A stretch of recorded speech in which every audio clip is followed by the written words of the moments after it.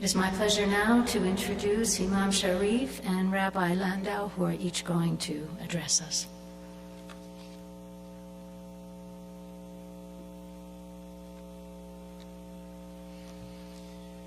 Bismillahirrahmanirrahim, and that is, with God's name, the merciful benefactor, the merciful redeemer. I stand before you as an individual that has served 30 years on active duty in the United States Air Force. So certainly I've been trained in weapons. I've seen what they can do, its devastation, but I also know the value of life. God tells us, the Almighty, that one life is equal to a whole people. So that's the value of a life, and we don't know how many people that can be, but it says it has a lot of value. But coming to that conclusion is not just from faith. Even as a person who's been in the military, we were trained, and the emphasis was put not on taking life, but on saving life. And life, again, it is so precious, and we've seen that today it's been devalued. When we look at life, and as a baby beginning to grow, that baby begins to eventually be moved by what God had inspired it to do to try to find its place. And that child may come home and want to share that with the parent. And this is where it starts. And the parent may ignore that child. Maybe she's watching something on the television, and that child maybe try again another day. And the more the child is ignored, eventually the child looks to other options. May go to the room. It may write on the wall. He or she may pull the drawers out and throw the clothing on the floor. They may try to harm themselves.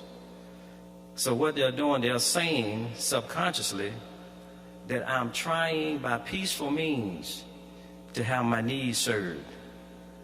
And you didn't respond to me. So now I'm going to try to get attention by violent means in the form of a protest.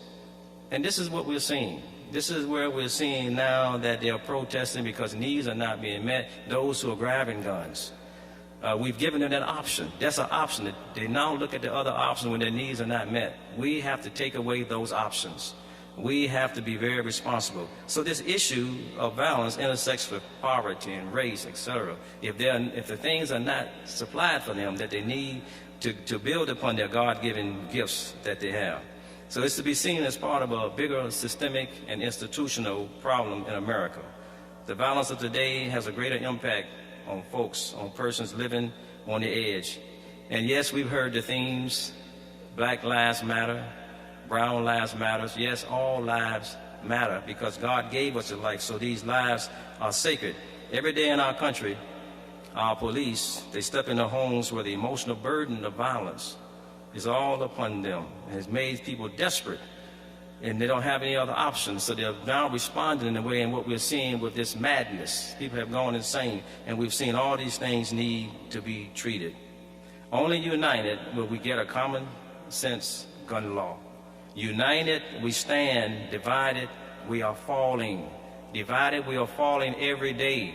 We see the numbers are showing 36 deaths every day. They're happening. Our children, those are our most valuable citizens, our most valuable resources in this society. We owe it to them to have a life, give them a world that's free of violence, to give them a world that's free of fear. And we must, in order to do this, be tireless in our efforts to do what we're doing today, to come together, to communicate together, to cooperate, and build a world that gives respect for those who will inherit it, will have the dignity that they need as human beings. And it's our shared responsibility to remake this world that's not making any sense.